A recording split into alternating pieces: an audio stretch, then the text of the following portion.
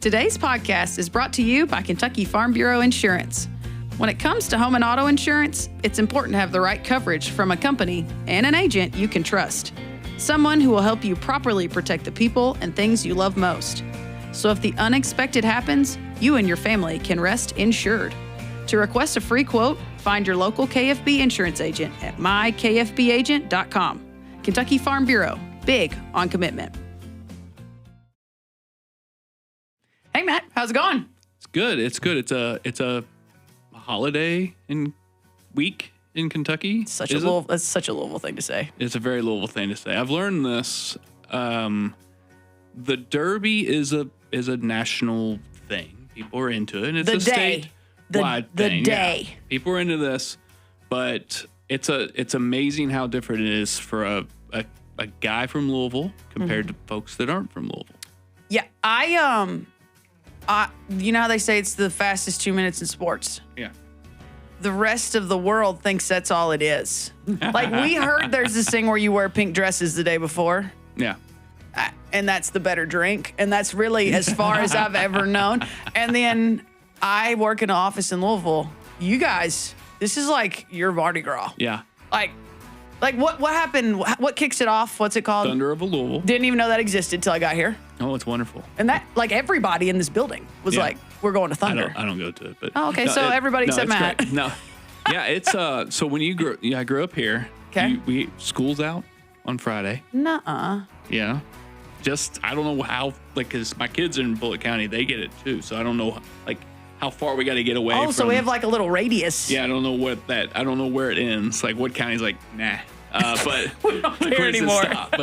But yeah, it's a thing. So the 2-week festival, you got the fireworks, you have the steamboat race. When I was a kid, my dad had a office on Broadway in downtown Louisville, like way down Broadway.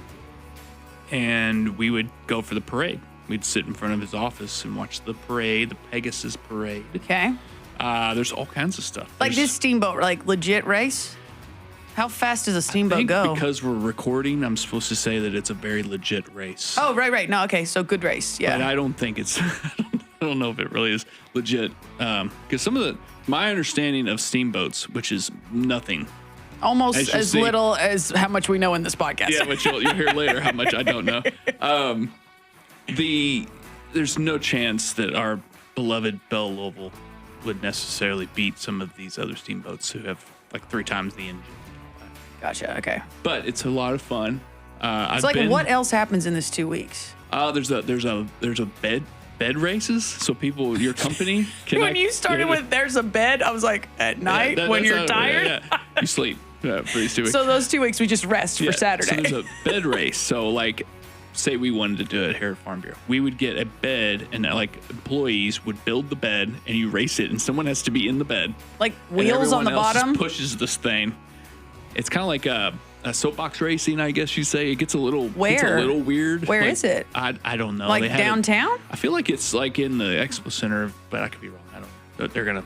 They're definitely listening, and they're gonna send an email. That's the first thing you've said about all this that intrigues me. Yeah, that's pretty interesting. We got a guy that knows F1. He could help us race. Yeah, I'm Austin, the F1 guy. But no, they have the night, the Barnstable Brown night, where all the celebrities that come in for the Derby, they go to that. Yeah. There's also like the Derby Gala. There's a lot of these kind of like real nice events that happen around it.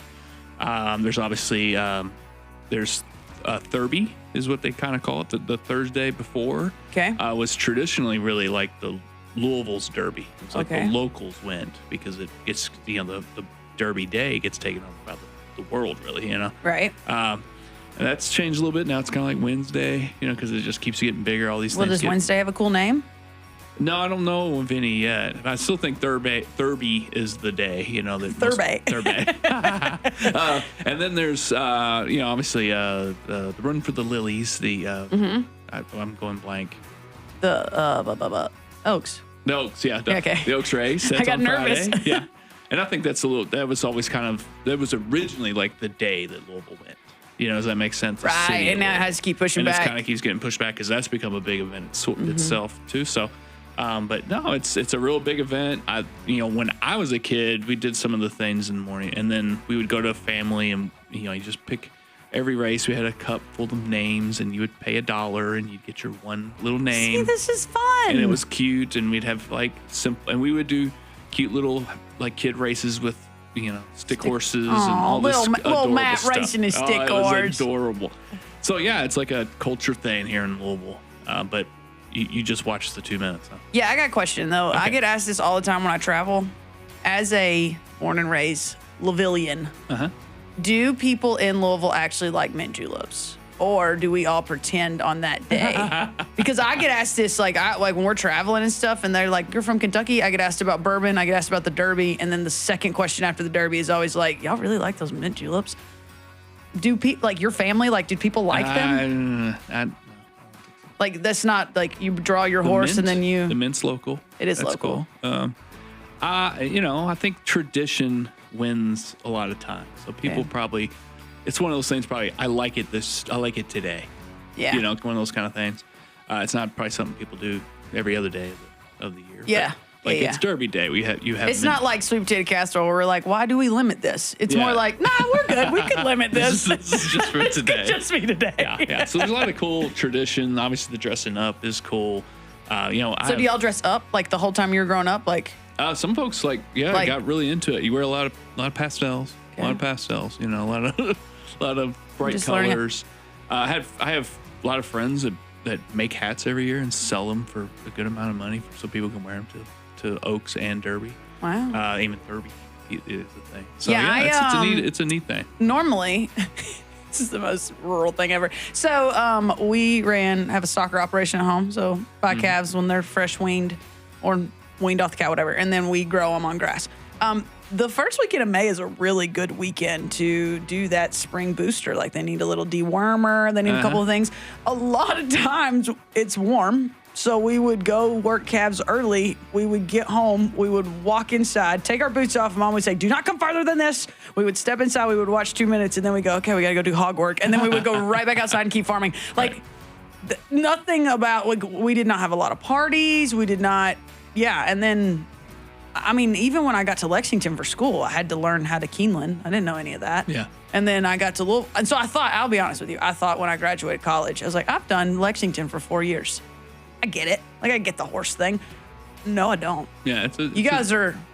I'm serious. It is very comparable to a Louisiana Mardi Gras in the sense of Mardi Gras is a month in Louisiana and the rest of the world thinks it's 1 day. Yeah. Derby, you think it's 1 day or 2 minutes. You guys are weeks. Yeah, it's weeks. And have you gone to the Derby or something? No, I have not. Yeah.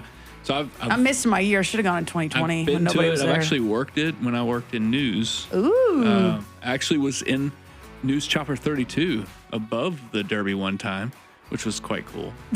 Worth the brag. That's awesome. It's pretty cool. That's really cool. So when I worked there, you're the photographer in the chopper. They actually just retired the chopper, so I don't know what to do. Aww. But I was up there for a Derby, which is funny because you're not allowed to shoot it because of broadcast rights.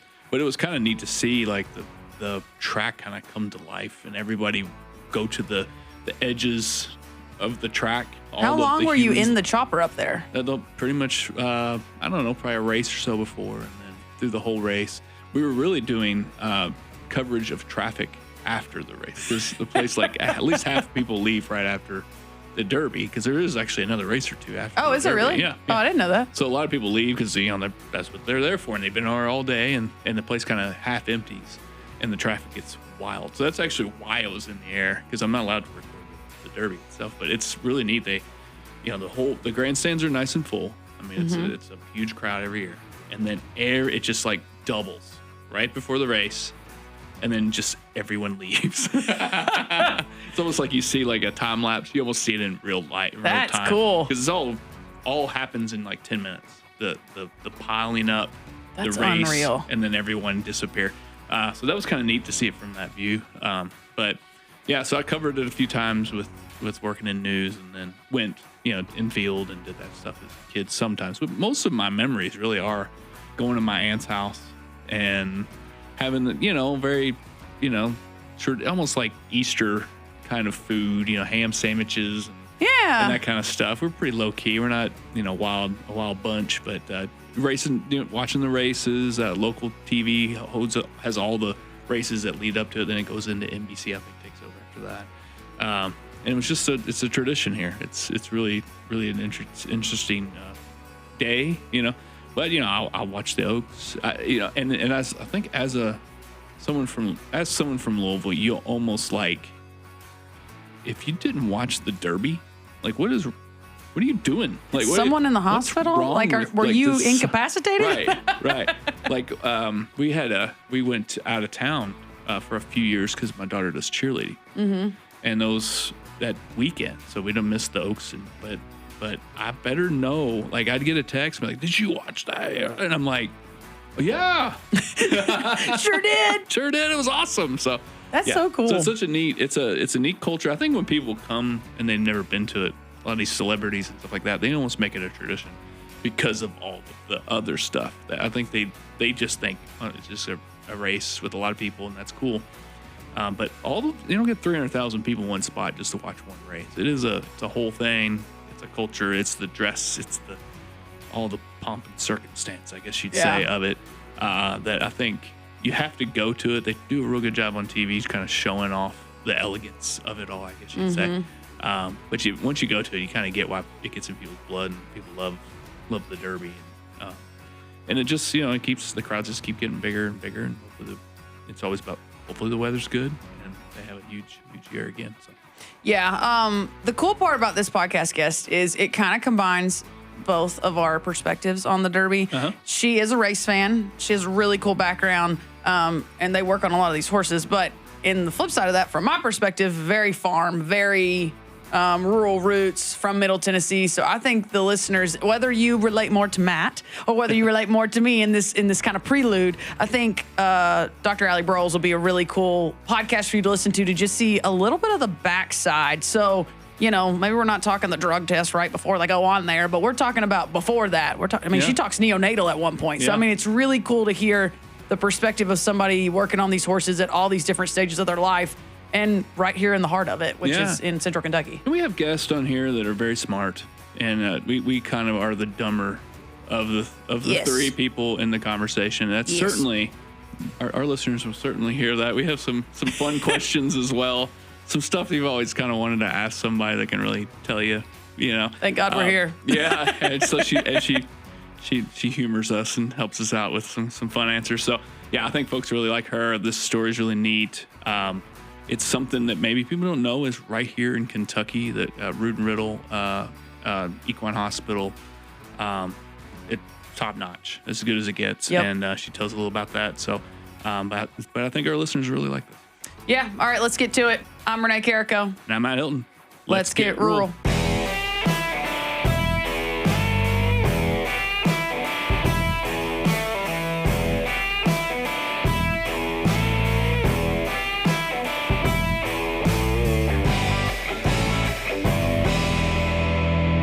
I'll be honest with you.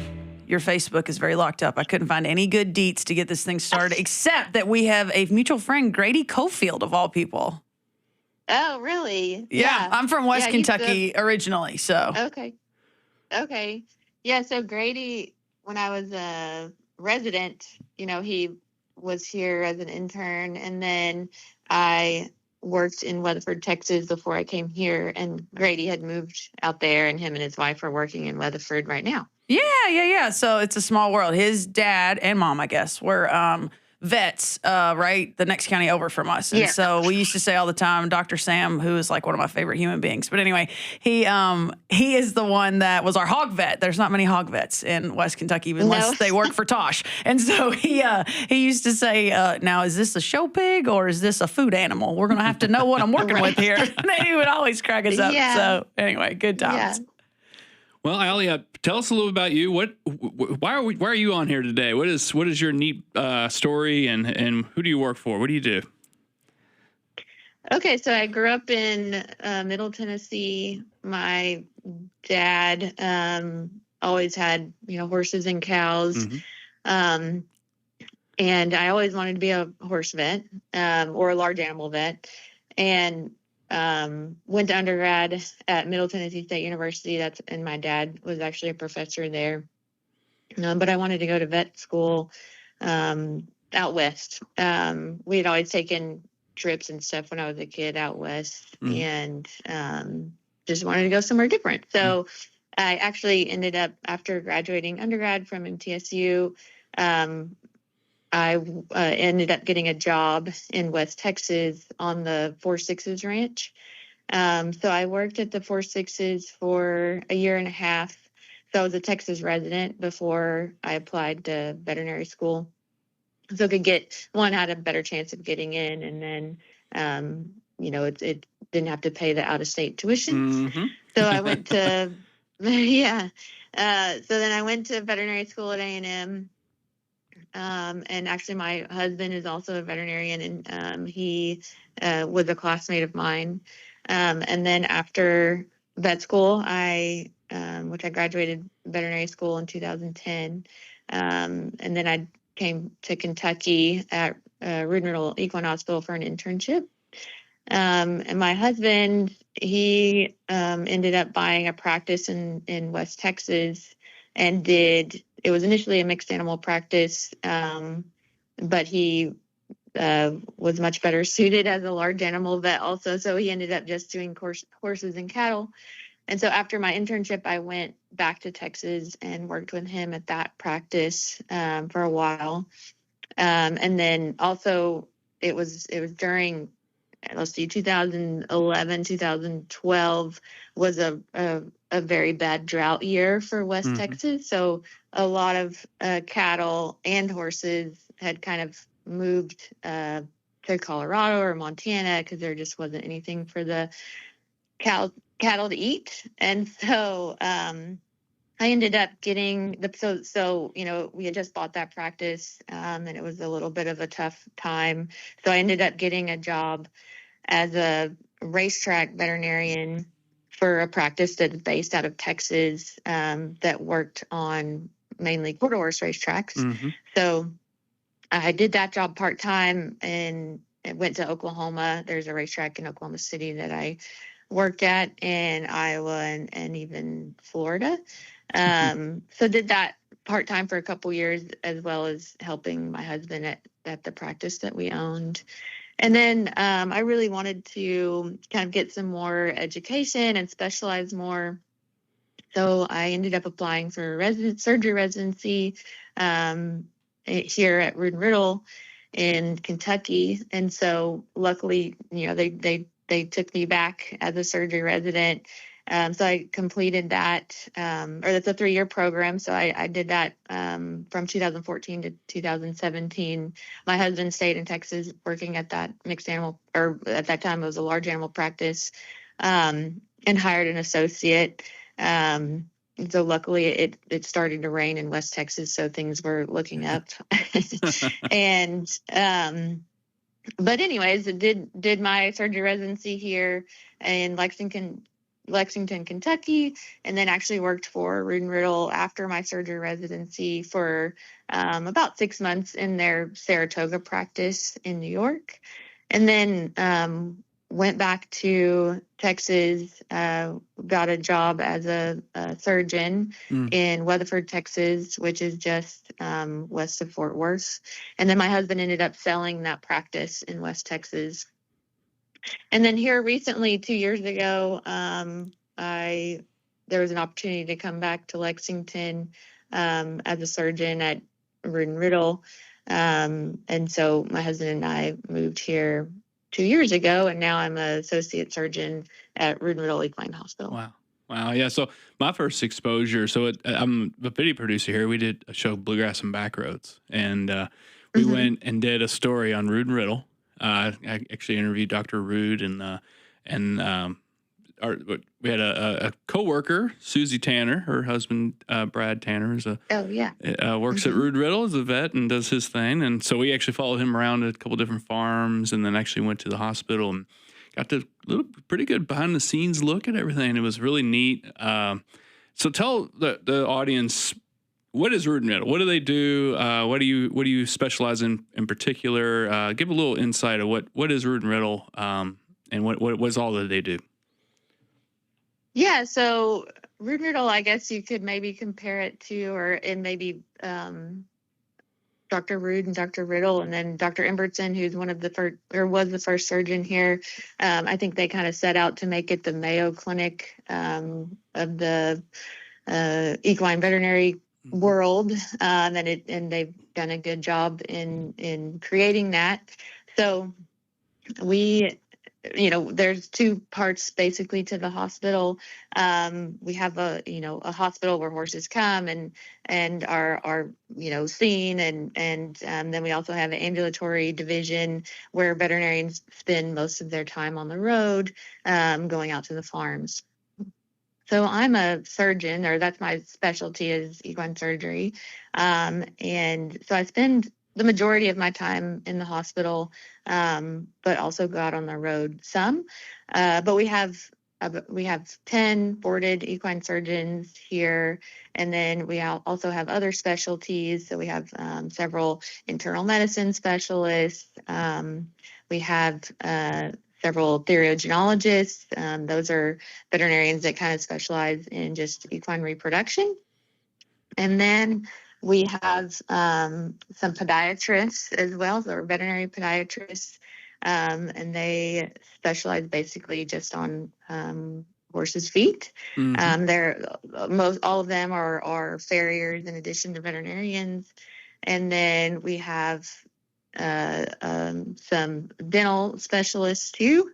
Dr. Tanner's one of our veterinarians that specializes in dentistry, and we also have an ophthalmologist. So we have almost every specialist you could ask for to work on a horse. And then we also have a radiologist. So we have a lot of advanced imaging that helps us better diagnose injuries maybe that we couldn't diagnose before. So my specialty being a surgeon, obviously I will do a lot of surgeries, but in addition to that, I do a lot of lameness as well. So, and deal with, musculoskeletal injuries in the horse. The majority of our patients are racehorses, but we also see a variety of breeds. So warm blood that might be sport horses and quarter horses, gaited horses, saddlebreds, that type of thing. So a good variety of horses. Yeah, that was just the perfect explanation. The funny thing is, for those, I went to school at UK, and so there was a lot of us. I'm from West Kentucky, like I said, and so the only horses I'd been around really at the time back then were kind of kids that barrel raced or guys that worked on had working horses, quarter horses. Yeah. And so when I get to Lexington and the first time I'm on a crooked old side road, I'm blanking on the road name. It's right before you get to the castle, and you turn there to kind of take a back way around that darn Keeneland traffic, and you run into a Rood and Riddle ambulatory truck and trailer, and you're like, oh my gosh, where are we both going to go? And the whole time you're just like, what the heck is this? And then we stay in school longer, and I'm taking repro, and we start visiting some of these places while I'm an animal science major, and I'm like, oh, this is the real deal. Like that annoying thing that I probably cussed at on this crooked road with stone, fences on each side. And I'm just this kid from flat West Kentucky who's like, what is happening? And then I find out you're dead on. They're the Mayo Clinic when it comes to horses, and multiple locations, like you've already said. I mean, it's pretty incredible what all can go on. I think what would be helpful for some people, though, talk through, it's always been interesting to me talking to veterinarians, whether it's just at a general practice or at something like Rood and Riddle. What type of surgeries can you do on a horse? I think people will be surprised how many of them sound like a surgery a human can also get. So talk through maybe, and what are some major differences between doing like a knee replacement on a horse versus maybe a human? Like what's some kind of obvious kind of fun things that people wouldn't realize? Yeah, so there's definitely a variety of surgeries you can do on a horse. So we do them on all ages of horse, from a neonate to more geriatric horses. Probably the most common thing that people think of as far as an emergency surgery go would be abdominal surgery. Horses tends to have not the best designed GI tract. So they can have some issues with colic, and colic is kind of just a broad term for abdominal discomfort. That can include, a twist in a portion of their GI tract that needs to be corrected surgically. But there's a variety of things that can happen in the horse's abdomen. So colic surgery is something that we do pretty regularly here, and that's obviously an emergency situation. For kind of starting from the youngest horse on, I would say, for neonates, some things that they have that we would surgically correct would be sometimes they have rib fractures that we can repair. They'll also are prone to ruptured bladders, so we'll do abdominal surgery to correct any tears in the bladder. And then they can also colic and require, abdominal surgery as well.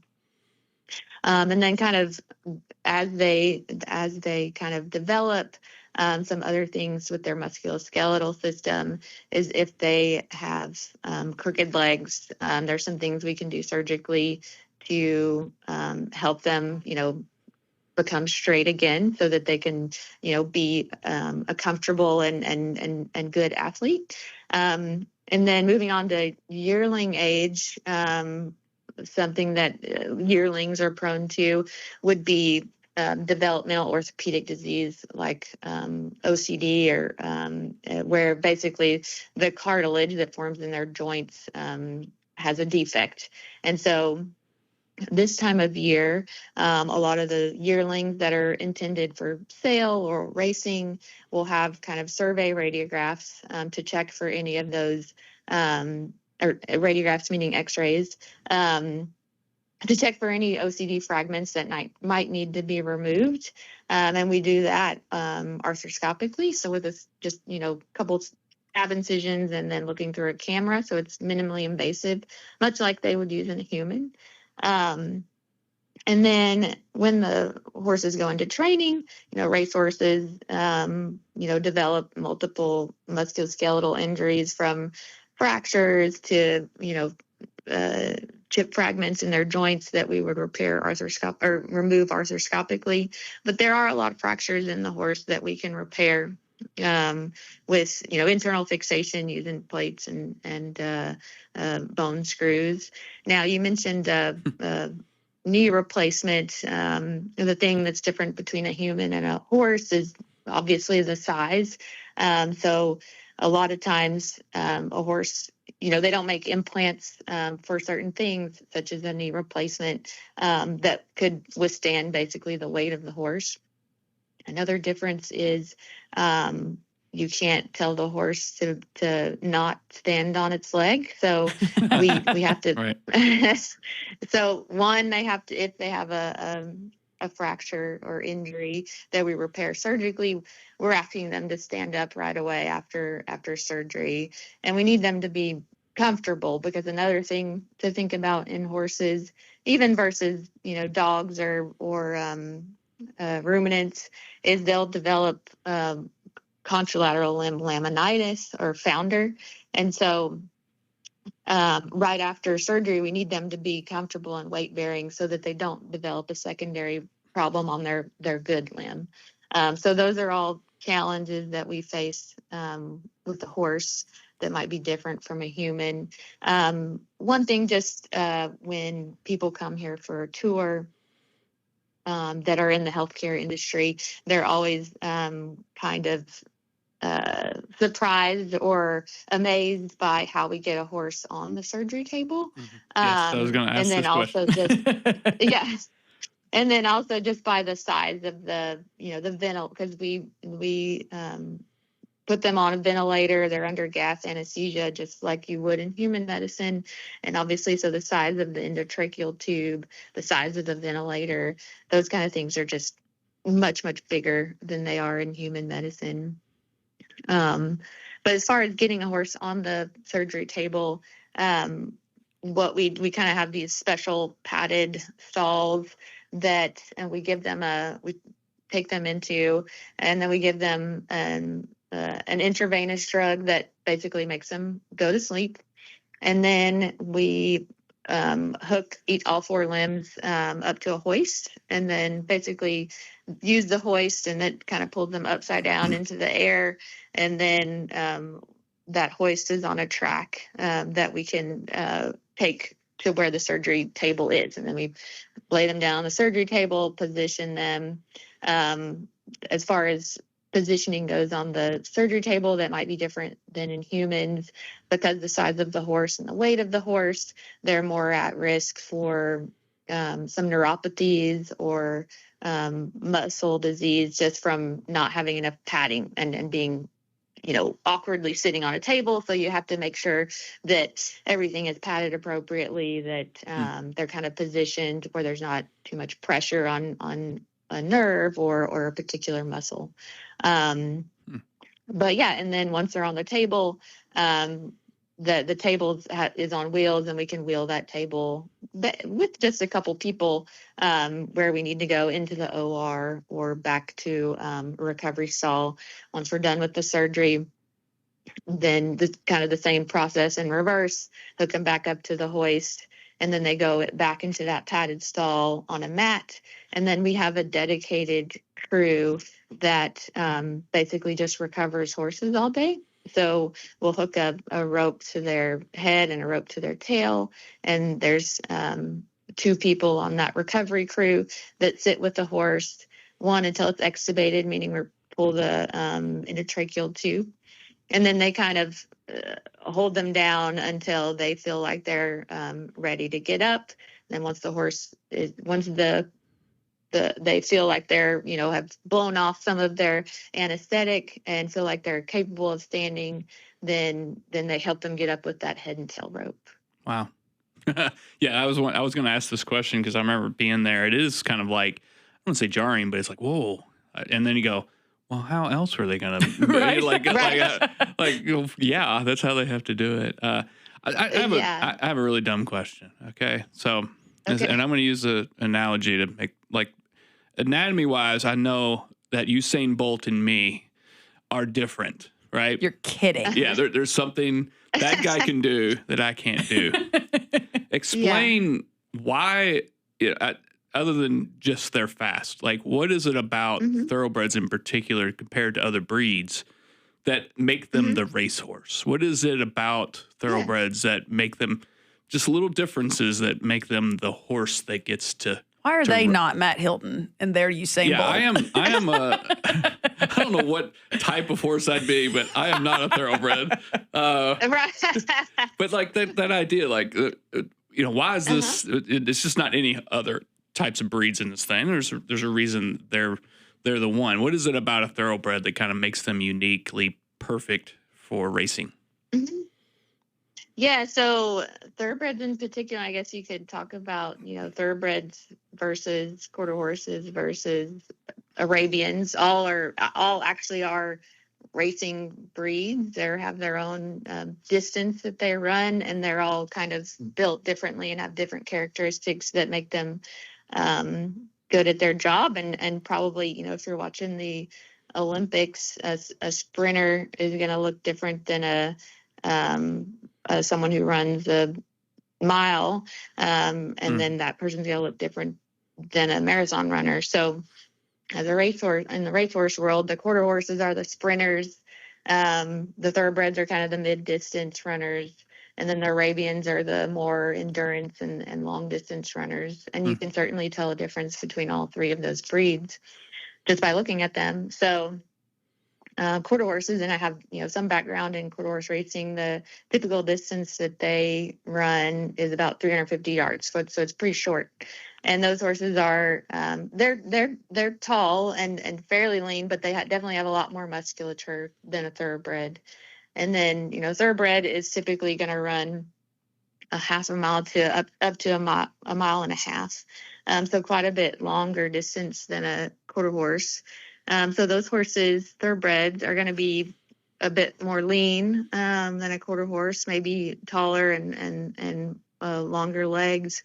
But probably the thing that makes them unique is maybe you might consider the size of their heart and lungs, especially compared to a human. In a thoroughbred, a racehorse's heart can weigh like, I think the average is like 8 to 10 pounds. And then more elite horses are thought to have had, even bigger hearts, maybe that weigh from 13 to 14 pounds.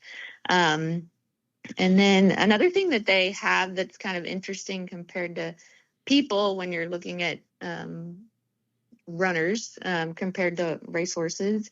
Racehorses can actually kind of, they have like a biologic blood doping, meaning they can contract their spleen and kind of like push a bunch of blood into their system to help increase their oxygen carrying capacity, and humans can't do that. And if you're thinking about it, racehorses, I think I've read that their heart and lungs are about 2 times the size of humans, even when you adjust for their overall size. So they just have a very high capacity to carry oxygen. And then just thinking about their different muscle types, just like in a sprinter and a mid-distance runner and a long-distance runner, sprinters are going to have that more fast twitch muscle fibers versus the slow twitch muscle fibers that a Arabian horse would have, or a long distance runner. And then the thoroughbreds have a combination of both those. So those are all things that make the thoroughbred kind of unique to other breeds. So like I have a big heart. I'm a really nice. But that doesn't seem. I don't think they're measuring the love in your heart. Yeah, that's not the right kind of big heart to keep up with Usain Bolt in a race, huh? Yeah. No, that's really interesting, because I've always wondered that. It's like, to someone that doesn't know anything, horses are horses, and you can kind of see that one looks a little different than that one. So I think that's really interesting that we've just found this breed that can do this long runs and in a fast time. So. Yeah, I was just, I thought an interesting way is comparing me, of course, to the thoroughbred of humans, I guess you'd say, in the sense of running. But talk a little bit about like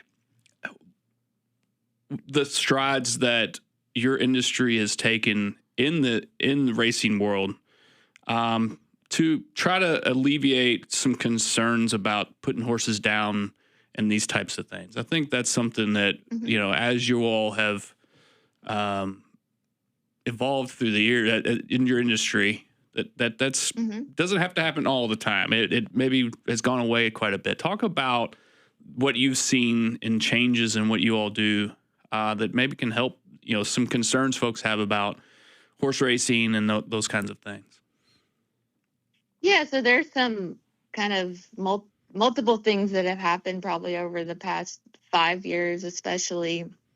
One, there has been a change in the regulatory body as far as the thoroughbreds go. So there is, I guess it was 4 years ago, they passed what's called HISA, which is the Horse Racing Safety and Integrity Act. And previous to HISA, kind of each racetrack was governed by the state that it was in. So there might be different rules from Kentucky to New York to Florida. And then the goal with this HISA, this kind of overall or federal governing body, is to make a more consistency across the board, which is good. And then their goal is to prevent injuries from happening. So there's been a lot more veterinarians kind of involved on the regulatory side, looking at horses prior to a race or even prior to working, which would be there during training and after training. So there's that section of kind of improving the regulatory concerns at the racetrack. But then as far as us who don't work on the regulatory side but are kind of working for the private trainer client, we've definitely seen an increase. Probably the biggest advancement in veterinary medicine would be the ability to have different advanced imaging techniques. So especially over the past 5 years, there's definitely more access to CT, even standing CT. Their PET scans have become more popular. or more easily accessible, and a PET scan kind of gives you an idea of the functioning of bone. So you might find something on a PET scan that you wouldn't see on radiographs, and we're often using that as a kind of early detection tool, so that you're trying to find an injury before it actually becomes obvious, and that we can rest that horse before it becomes something more serious. Now, that being said, horses do develop fractures from racing or race training, but we've gotten pretty good at fixing a lot of those fractures. Before, I think people mostly thought that if a horse broke its leg, there was no way to fix it, and that's not true. There's definitely some catastrophic injuries that we can't fix, but honestly, there's a large majority of them that we can repair, and either put them back into racing, or make them better so that they can retire and have a second career. And all of those things have continued to improve, so that one, we have better, like I was talking about earlier, some of the implants aren't strong enough for horses, but that has improved over the years, where we have better surgical implants to repair fractures that maybe we couldn't before. And then there's also a push to encourage, there's some nonprofit organizations that are focused on saving racehorses and making them useful for a second career. So they might, if the owner of that horse is not financially capable of sending that horse to surgery after an injury, then there's a lot of nonprofits that will step in and then help cover the cost of that. And our practice actually is involved with one of those, and we do those surgeries, at a significantly reduced cost, basically just what it costs us to have the horse here and do the surgery. One, so that we can save some more horses that might have been not surgically repaired just due to financial constraints, and then kind of, give them a chance to contribute to the industry in a different way besides racing. Yeah, absolutely. I think great explanation on a lot of different facets. I think all things horse racing in Kentucky, I think people assume that one story that hits the news that one time happens all the time. And so I think it's helpful for people to understand the multifaceted pieces that are the horse industry, not just in Kentucky, but and not just in the Eastern United States. I mean, there's just a lot of different pieces involved. And there's not just thoroughbreds, and it's not just the Derby.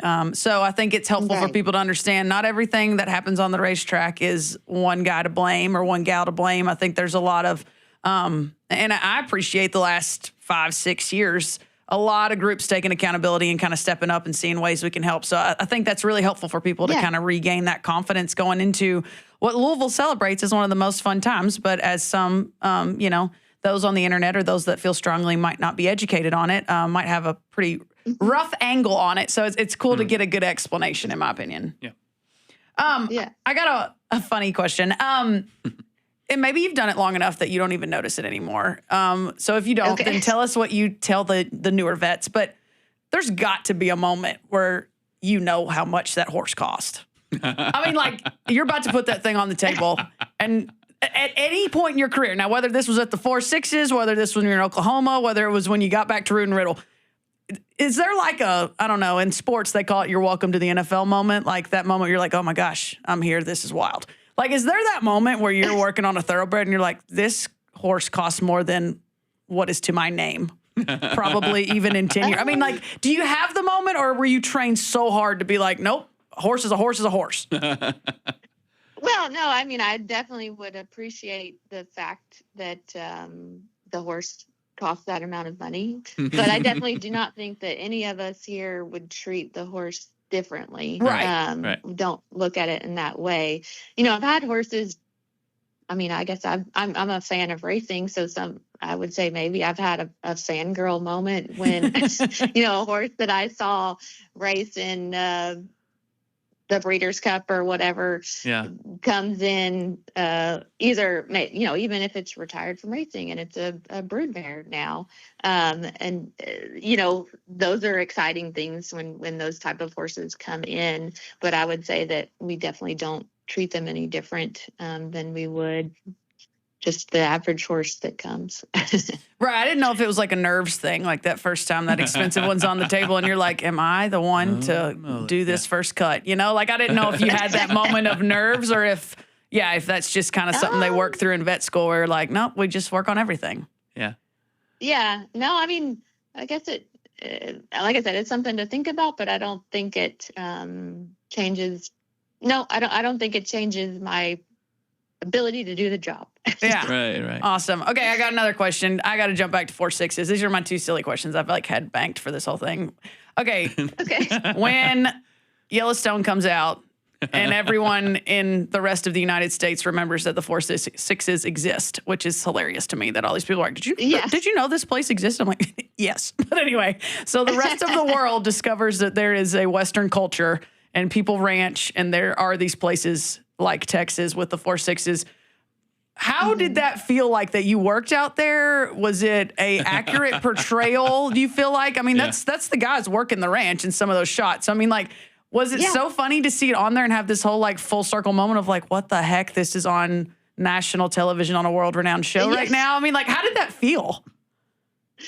Yeah. So being from Tennessee and I had been around cattle and stuff because of my dad. And I had been actually out, one of my dad's friends has a ranch in Nebraska and we had been out there to help them brand and stuff, but I had never, lived in that quintessential Western cowboy culture until I went to the sixes. And I mean, I was blown away. I loved it. Love the people. It's a completely different culture. Honestly, my husband and I both miss the Texas culture. We really like Kentucky, but there's just something special about, especially that West Texas culture. I would say, yes, I've watched Yellowstone, and maybe there's a small portion of it that's accurate. It's definitely not as dramatic. And then the cowboys are very respectful, and you would never hear them cussing in front of a woman. I did think that was interesting when they did when it's the part at the 4.6s. Those guys don't cut up, like, because I think a lot of those are the actual cowboys on that ranch, and so it is interesting when you watch when they're in Montana and there are a lot of actors. They're all cutting up and cursing and things, but I'm like, I don't know many guys at a West Texas ranch that would do that. If you really pay attention, those 4.6s guys in those scenes, they're not cursing. Yeah, exactly. No, they're typically very polite, especially in front of women. I mean, I don't know what they do, when it's just them. So right. So who do you got in the Derby? No, I'm kidding. I think, do you get that a lot? Do people like ask you? This is my dumb question. With your knowledge of anatomy and all these things, I'm sure, do you get a lot of inquiries about these kinds of things when the races start happening? Yeah, I mean, yes, I would say so. But you know what? And whenever I go to the racetrack, I'm not winning when I bet. So I wouldn't take my advice. My favorite thing, somebody told me this the other day. My father-in-law just went to Keeneland the other day, and I said, well, did you go to the little figure eight and watch them walk and see all those people that look like they really know what they're looking at? He goes, yeah, and if you follow them right back, they ain't winning nothing either. Yeah. So it does crack me up. Anyone that says they know, chances are they're probably just like me and losing their $2 bet. Yeah. Yeah, exactly. Well, awesome. Well, I can't thank you enough. I know this is a crazy time of year and every time for you guys. You guys work on everything, and I think that's really important. I'm glad you gave the overview in the beginning, too, of understanding, yes, there's a lot of thoroughbred, but Kentucky has more than thoroughbreds, and Rood and Riddle, whether it's at this location or others, covers equine, and that's really important to understand, and people travel for a very long way to get the expertise of people like you and those on your team. So all times of year are busy, but this is just kind of that time where the spotlight's on the equine industry, specifically in Kentucky. Yeah. So we can't thank you enough for being on. And I want to give one chance, though, at the end, and anything you want to say, of course. But I think you guys have a podcast as well. Is that correct? Yes, we do. It's called Stallside. And it just kind of with all our different veterinarians. And then there's some other non-veterinarians that are just in the industry, I think, that are on that podcast as well. Excellent. Well, we really do. We appreciate you being here to have something so valuable in the state of Kentucky right here, Rood and Riddle and the great people who work there. So we want to just showcase it and talk about it at this time of year. And we appreciate your work and your time today. Yeah, you bet. It was fun to talk to you guys. Thanks. All right. Well, thank you, Dr. Broyles, and thank you, listeners. Be sure to subscribe to our podcast and listen to some of the older episodes. And we'll see you next time on Let's Get Rural.